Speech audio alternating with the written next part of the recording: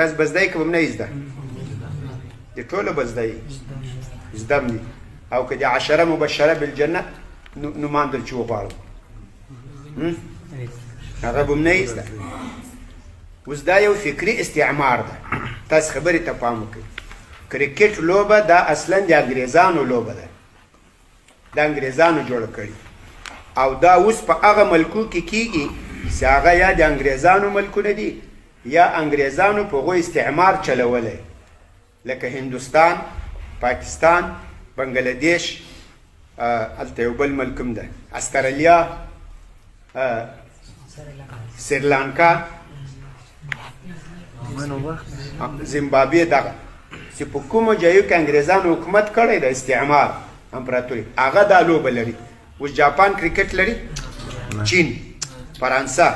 جرمني امریکا ولې نه لري په هغو باندې انګریزانو استعمار نه ده کړی هغه د انګریزانو مستعمره نه وه اوس افغانانو ته ظاهران هم دی ولې کرکټ کوي تاسو خو افتخار کوئ چې موږ 3 وارې له انګریزانو سره جنګ کړی 3 جهادونه هم کړي انګریزانو ته هم شکست ورکړی نو شکست یې ورکړی اوس د هغو په لوبه باندې څه کوي موږ شکست ورکړی خو هغه هم عسکري شکست ورکړی عسکري استعمار هم نه ده منلی فکرا موږ مستعمره یو فکرا موږ څنګه یو ورته خوشحاله یو اسوټه یو هغه بال ته څنګه یو هغو ته خوشحاله یو هغه سوټي والته موږ بیټمین وایو څه شی وایو هغو ته څه شی وایو بیسټمین ده که څه بلا هغو ته باید داسې ونه وایو هغو ته باید د سوټي والا ووایو یا د دبي والا د څه شي والا